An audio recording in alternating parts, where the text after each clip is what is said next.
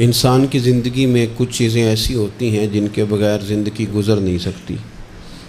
اتنی دیر تک جتنی دیر تک وہ چیز اس کے پاس موجود ہوتی ہے اسے نہ اس بات کا ادراک ہوتا ہے نہ احساس ہوتا ہے، لیکن جب وہ چیز اس کے پاس سے رخصت ہو جاتی ہے، اس کے پاس کسی وجہ سے خدا نہ خواستہ وہ چیز موجود اور محفوظ نہیں رہتی، پھر اسے احساس ہوتا ہے کہ ایک بہت بڑی نعمت تھی میرے پاس، وہ مجھ سے چلی گئی۔ ہماری زندگی کے اندر بہت ساری ایسی چیزیں ہیں کہ اگر وہ ہم سے رخصت ہو جائیں، خدا نہ کرے، تو پھر ہمیں بڑی شدت سے احساس ہوگا کہ یہ نعمت کتنی بڑی ہے۔ آپ قوس و قزح کے رنگ دیکھتے ہیں، دھوپ اور چھاؤں میں لوگوں کے چہروں کو ملاحظہ کرتے ہیں، آپ اپنے بچوں کو محبت کی نظر سے دیکھ کر دل کو ٹھنڈا کرتے ہیں، آپ اپنے ماں باپ کو محبت کی نظر سے دیکھ کر کامل حج کا ثواب حاصل کرتے ہیں، قرآن مجید کی زیارت کر کے آپ اپنے دل میں بہت سارا سرور محسوس کرتے ہیں، لیکن یہ ساری نعمتیں اتنی دیر تک آپ کے پاس ہیں جب تک آپ کے پاس آنکھ کی نعمت موجود ہے۔ اگر یہ رخصت ہو جاتی ہے نا، اگرچہ اتنی ساری نعمتوں میں یہ ایک نعمت ہے، لیکن آپ آنکھ نہیں ہے تو آپ کو تو اپنوں کا احساس بھی نہیں، آپ تو اپنوں کے چہرے بھی دیکھ نہیں پائے۔ کوئی بھی نعمت جو آپ کے پاس ہے، آپ کبھی محسوس کریں کہ اگر اس نعمت کا وجود ہمارے پاس نہ ہوتا تو ہماری کیفیت کیا ہوتی۔ یہ سانس ہے، ہم دو دفعہ سانس کا استعمال کرتے ہیں، ایک دفعہ اندر جاتی ہے اور ایک دفعہ باہر آتی ہے۔ اگر اندر نہ جائے تو بھی مسئلہ ہے، چلی گئی ہے لوٹ کر باہر نہ آئے تو بھی بہت بڑی مشکل ہے۔ تو اس کا اندر اور باہر جانا یہ زندگی کا احساس ہے۔ اگر کبھی سانس اکھڑنے لگے اور آپ کے سینے میں آپ کی سانس اٹکنے لگے تو ایک بہت بڑی تشویش ہے، ایک بہت بڑی آکسیجن ہے، پوری طرح سے انسان کو قید کر دیا جاتا ہے، اور وہ کہتا ہے کہ میرا تو سارا وجود سلامت ہے، ہاتھ کام کر رہے ہیں، پیر کام کر رہے ہیں، آنکھیں کام کر رہی ہیں، زبان کام کر رہی ہے، سب کچھ ٹھیک ہے، صرف سانس اکھڑ گئی ہے۔ تو انسان محسوس کرتا ہے کہ یہ ساری چیزیں سلامت ہونے کے باوجود میرے کسی کام کی نہیں۔ آپ کے پاس جتنی بھی نعمتیں ہیں ان کو اگر آپ شمار کریں تو کبھی آپ کہیں گے کہ ساری نعمتوں میں آنکھ زیادہ ضروری ہے، کبھی کہیں گے کان زیادہ ضروری ہے، کبھی کہیں گے زبان زیادہ ضروری ہے، کبھی کہیں گے دل زیادہ ضروری ہے، کبھی کہیں گے روح زیادہ ضروری ہے، لیکن میں آپ سے عرض کروں ان ساری چیزوں کے بغیر گزارا ہو سکتا ہے، رسول کائنات کی غلامی کے بغیر گزارا نہیں ہوتا۔ کیوں؟ اس لیے کہ اگر حضور کی شفقت نہ ہو، نبی پاک علیہ السلام کی رحمت نہ ہو، وہ ابن القیم نے ایک جگہ پہ کہا تھا کہ یہ حضور نے ہمیں انسان بنایا ہے، یہ نبی پاک علیہ السلام نے انسانیت کے اسباق پڑھائے ہیں، اخلاقی رویے کیا ہوتے ہیں حضور نے بتلائے ہیں، اگر حضور کا کرم نہ ہوتا تو انسان ایک دوسرے کو کاٹ کے کھاتا۔ یہ حضور نے بتلایا ہے کہ تم نے کس طرح زندگی کو گزارنا ہے۔ محبوب کریم علیہ السلام کا وجود نور ایک ایسی چیز ہے کہ اگر وہ کائنات سے معاذ اللہ سائڈ پہ کر دیا جائے تو اس کائنات کا قائم رہنا کسی صورت بھی ممکن ہے ہی نہیں۔ اسی لیے تو اقبال نے کہا تھا کہ ہو نہ یہ پھول تو بلبل کا ترنم بھی نہ ہو، چمن دہر میں کلیوں کا تبسم بھی نہ ہو نہ یہ ساقی تو پھر میں بھی نہ ہو، خم بھی نہ ہو، اور بزم توحید بھی دنیا میں نہ ہو، تم بھی نہ ہو۔ وہ بڑی بات کہہ گئے ہیں، میں نے بھی اس کو کوئی نہیں کھولنا، کہتے ہیں بزم توحید بھی دنیا میں نہ ہو، تم بھی نہ ہو، خیمہ افلاق کا استادہ اسی نام سے ہے، اور نبض ہستی تپش آمادہ اسی نام سے ہے۔ تو اقبال پھر ہمیں کرنا کیا ہے؟ کہنے لگے کرنا آپ کو یہ ہے کہ قوت عشق سے ہر پست کو بالا کر دے اور دہر میں اسم محمد سے اجالا کر دے۔ یہ کرنے کا کام ہے، اس رستے پہ آپ چل پڑیں۔ میرے بھائی، پہلی امتوں کے آپ تذکرے پڑھ لیں، کتابوں میں موجود ہیں، سورہ اعراف کو دیکھ لیں، اس میں بہت ساری چیزوں کا تذکرہ کر دیا گیا ہے، اور بھی قرآن مجید کی بے شمار صورتیں ہیں، آپ ان کو دیکھ لیں، اس پر غور کر لیں۔ جب قومیں نہیں مانتی تھی، انکار کرتی تھیں، تو اللہ تبارک و تعالیٰ انہیں تباہ کر دیتا تھا۔ بات نہیں مانی، ختم ہو گئی۔ ایک مقصد ہے نا جس کے لیے کسی چیز کو بنایا گیا ہے، تو مقصد تخلیق انسانیت کیا ہے کہ وما خلقت الجن والانس الا لیعبدون، جنوں اور انسانوں کو اللہ نے اپنی عبادت کے لیے پیدا کیا، اور ان کو جب عبادت کی دعوت دی گئی، جب انہیں پیغام دیا گیا اللہ تعالیٰ کی توحید کا، انہوں نے نہیں مانا، تو جس مقصد کے لیے بنایا تھا جب اس طرف ہی نہیں آئے۔ یہ پنکھا لگایا جاتا نا ہوا کے لیے، تو اگر پنکھا ہوا نہ دے تو اس کا کوئی چھت پہ کام ہے؟ اس کو اتار کے تو آپ سکریب والے کے پاس بھیج دیں گے، بھئی ختم ہو گئی بات۔ تو مقصد جو تھا نا اللہ کی عبادت تھی، تو جب قومیں اللہ کی عبادت کی طرف نہیں آئیں تو اللہ نے انہیں تباہ کر دیا اور صفحہ ہستی سے مٹا دیا۔ اللہ تعالیٰ کے پیارے محبوب علیہ السلام نے کفار مکہ کو، قریش کو، عالم عرب کو، عالم انسانیت کو دعوت دی، وداعیا الی اللہ باذنہ وسراجا منیرا۔ اس منصب پر فائز ہو کر حضور نے دعوت دی۔ جب انہوں نے دعوت کا انکار کیا، حضور نے انہیں عذاب سے ڈرایا، اللہ کے عذاب سے، چونکہ حضور نذیر ہیں۔ انہوں نے یہ کہا کہ اگر آپ کہتے ہیں نا کہ ہم پر عذاب آئے گا تو پھر آپ وہ عذاب لے آئیں، ہم پہ آئے۔ جب کوئی آدمی منہ سے تباہی مانگے، جب کوئی شخص اپنے منہ سے یہ کہے کہ کر لیں جو ہوتا ہے معاذ اللہ، تو اگر تو سامنے والا کمزور ہو تو شاید وہ کچھ نہ کر سکے، لیکن یاد رکھنا کئی دفعہ کمزور ہوتا ہے تو کچھ نہیں کرتا، تو کئی دفعہ مہربان بڑا ہوتا ہے، رحمان اور رحیم کئی دفعہ کرم نوازی کرتا ہے۔ جب انہوں نے کہا نا کہ لائیں وہ عذاب ہے محبوب جس کا آپ وعدہ کرتے ہیں، تو اللہ نے کیا فرمایا؟ فرمایا وما کان اللہ لیعذبہم وانت فیہم۔ محبوب رب کی یہ شان ہی نہیں کہ انہیں عذاب دے، کیوں؟ اس لیے کہ آپ ان کے درمیان موجود ہیں۔ اے محبوب علیہ السلام، اللہ کی یہ شان نہیں کہ انہیں عذاب دے اس حال میں کہ آپ ان کے درمیان موجود ہیں۔ آپ میری بات کو سمجھیں گے، غور کریں گے کہ کافروں کے درمیان اگر حضور موجود ہوں تو عذاب نہیں آتا، تو قیامت میں جب حضور مومنوں کے بیچ موجود ہوں گے، مجھے کہہ لینے دو نا کہ اساں جہاں گناہیاں دا جدوں اعمال نامہ پھرول ہوئے، پھر ذرے ذرے نے سامنے آ جانا ہے، جو جو منہ تھی بولیا بول ہوئے، اساں بھی کول حضور دے بیٹھ رہنا ہے، لکھ عمل ترکڑی تول ہوئے، او دے کولوں بھی رب نے حساب لینا ہے جیڑا بیٹھا ہی محمد دے کول ہو صلی اللہ تعالیٰ علیہ وسلم، او دے کولوں بھی رب نے حساب لینا ہے جیڑا بیٹھا ہی محمد دے کول ہوئے، جس کو کہتے ہیں قیامت حشر، جس کا نام ہے، جس کو کہتے ہیں قیامت حشر، جس کا نام ہے۔ تیرے دیوانوں کے لیے وہ دن تو جشن عام ہے، زیارت ہوگی نا حضور کی، تیرے دیوانوں کے لیے وہ دن تو جشن۔ اور ایک شاعر نے اور بات کھول دی، کہنے لگا ہر نظر کانپ اٹھے گی محشر کے دن، خوف سے ہر کلیجہ دہل جائے گا۔ اچھا جی پھر کیا ہوگا؟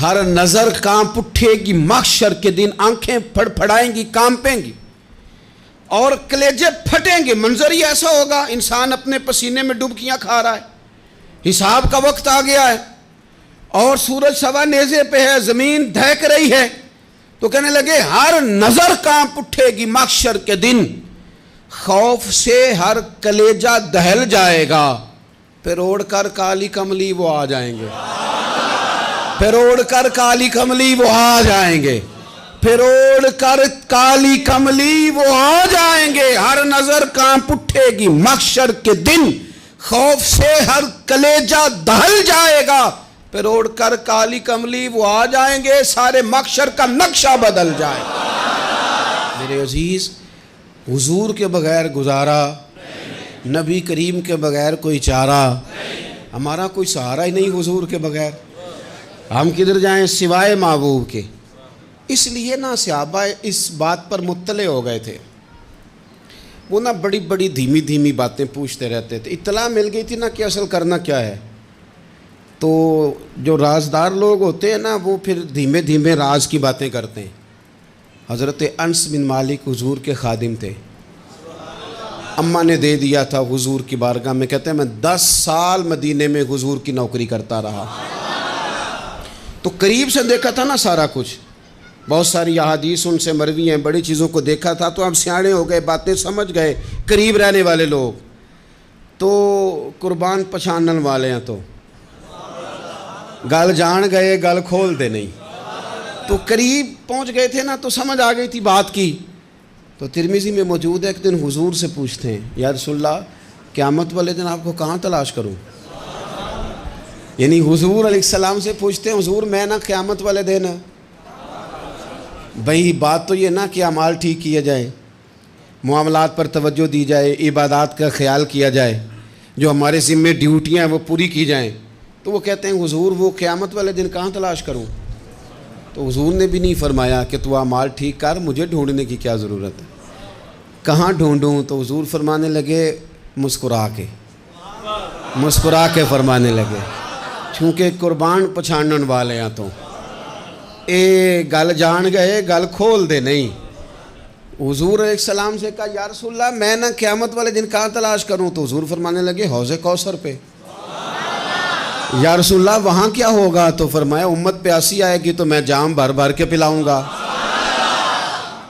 میں جام بھر بھر کے پلاؤں گا، ایسا کی تیری خیر تیرے میں کدے کی خیر، ایسی پلا کہ جس کا نشہ عمر بھر رہے۔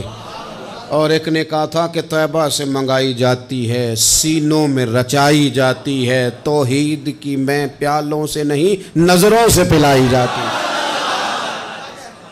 حضور صلی اللہ علیہ وسلم نے فرمایا حوض کوثر پہ بھی جام پلائیں گے؟ سیانے بڑے تھے حضرت انس، اور بھلا ہمارا کر رہے تھے۔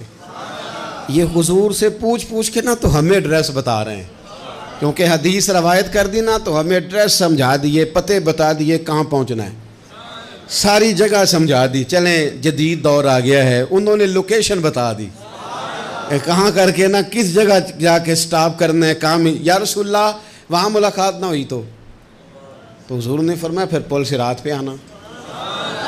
یا رسول اللہ وہاں کیا ہوگا؟ فرمایا امت گزر رہی ہوگی اور میں دعائیں مانگ رہا ہوں گا، رب سلم امتی رب سلم امتی، یا اللہ میری امت کو سلامتی سے گزار دے، تو وہاں آ جانا، میں دعائیں وہاں مل جاؤں گا، قربان جائیں۔ فاضل بریلوی بول پڑے، کہنے لگے خدا کی رضا چاہتے ہیں دو عالم، خدا چاہتا ہے رضائے محمد، اجابت کا جوڑا عنایت کا سہرا، دلہن بن کے نکلی دعائے محمد، اجابت نے جھک کر گلے سے لگایا بڑی ناز سے جب دعائے محمد، رضا اب پل سے وجد کرتے گزریے کہ ہے رب سلم دعائے محمد صلی اللہ علیہ وسلم۔ تو عرض کی یا رسول اللہ وہاں ملاقات نہ ہوئی تو؟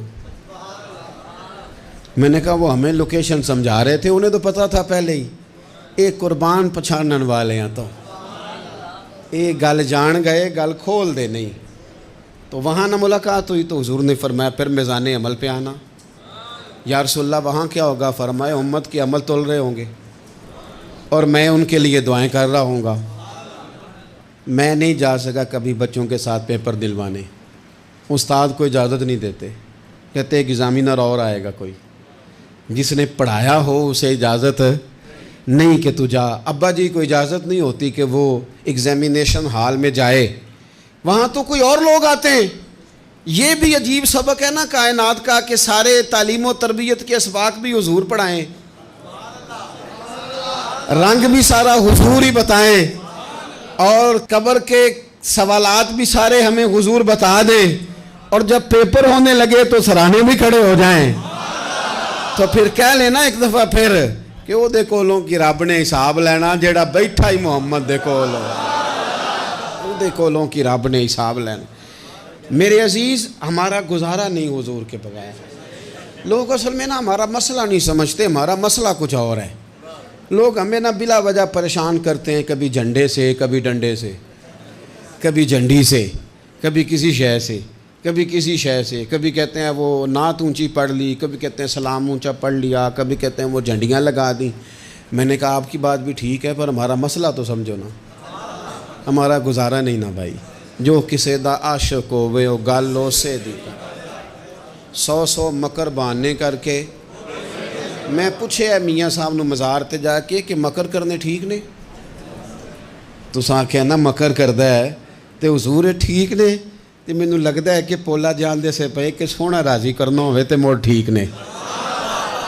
حضور نے ایک دن کہا تھا، حضرت ابو سعید خدری نے کہا یا رسول اللہ آپ قرآن پاک کی تلاوت کر رہے تھے، قرآن پاک بڑا سونا پڑھتے تھے نا، تو نبی کریم نے سن لیا، اب کیا کریں دلیل دیں گے تو بات مضبوط ہو جائے گی۔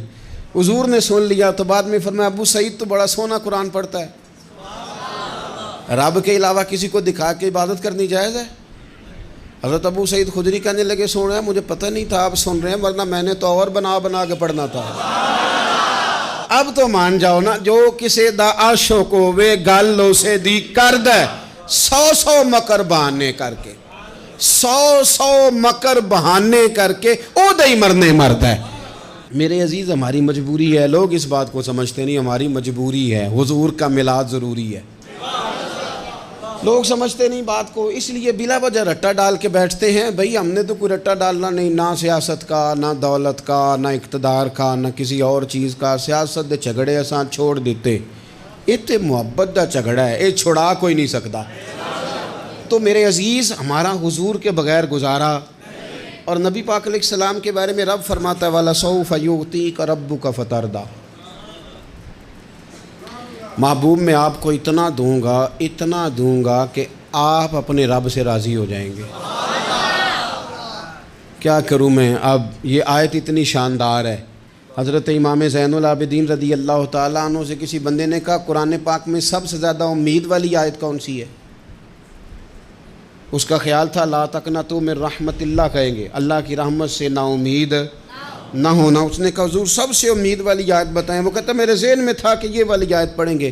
تو امام زین العابدین رضی اللہ تعالیٰ عنہ فرمانے لگے سب سے امید والی آیت ہے وَلَسَوْفَ يُعْطِيكَ رَبُّكَ فَتَرْضَىٰ، رب کہتا ہے محبوب اتنا دوں گا کہ آپ اپنے رب سے راضی ہو جائیں گے۔ آیت نازل ہو گئی تو حضور پتہ کیا فرماتے ہیں صحابہ سے؟ فرماتے ہیں رب کہتا ہے حبیب تجھے راضی کرنا ہے، اور جب تک میرے سارے غلام جنت میں گئے نہ میں نے اللہ سے راضی ہونا ہی نہیں، میں نہیں راضی ہوتا اللہ سے، سارے جائیں گے تو تب تو میں تو کہتا ہی رہوں گا نا قربان پچھانن والے آتا، او گل جان گئے پر گل کھول دے، او گل کھول دے نہیں، پتہ چل گیا بات کا، حضور کے بغیر گزارا، حضور کے بغیر کوئی چارہ ہی نہیں۔ اور خود حضور کیا فرماتے ہیں، یہ سنن ابن ماجہ ہے، میرے رسول پاک صلی اللہ تعالیٰ علیہ وسلم ارشاد فرماتے ہیں، حدیث کے راوی حضرت ابو موسیٰ اشعری رضی اللہ تعالیٰ عنہ، حضور فرماتے ہیں کہ اللہ نے مجھے اختیار دیا۔ یا رسول اللہ کس بات کا؟ فرمایا رب نے اختیار دیا میں چاہوں تو آدھی امت بغیر حساب کے جنت چلی جائے، اور میں چاہوں تو اللہ سے اختیار لے لوں کہ یا اللہ مجھے شفاعت کا حق دے، میں سفارش کرتا جاؤں اور تو انہیں معافی دیتا جائے، یہ مجھے اختیار دیا اللہ تعالیٰ نے۔ تو حضور کیا فرماتے ہیں؟ فرماتے ہیں وہ آدھی امت والا سودا نہیں میں نے قبول کیا، میں نے نہ شفاعت لی ہے کیونکہ یہ عام تر ہے اور یہ کفایت کرنے والی ہے، یہ عام بھی ہے اور کفایت کرنے والی بھی ہے۔ اور حضور نے یہ لفظ کہے، یہ سنن ابن ماجہ کتاب الزہد دیکھیے گا، اس میں روایت مل جائے گی۔ حضور فرماتے ہیں یاد رکھو تمہارا کیا خیال ہے کہ میری یہ شفاعت پرہیزگاروں کے لیے؟ خود جملہ استفہامیہ سے بات کرتے ہیں، تمہارا کیا خیال ہے کہ میری یہ شفاعت جو قیامت میں میں سفارش کروں گا تو پرہیزگاروں کی کروں گا؟ حضور فرماتے ہیں نہیں، میں قیامت میں گناہ گاروں کی سفارش کروں گا، میں گناہ گاروں کی سفارش کروں گا، گناہ گاروں کے لیے عرض کروں گا اللہ کی بارگاہ میں۔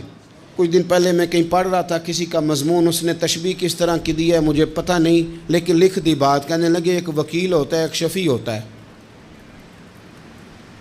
ایک وکیل ہوتا ہے ایک، حضور وکیل نہیں ہمارے، حضور ہمارے شفیع ہیں، شفاعت کرنے والے ہیں۔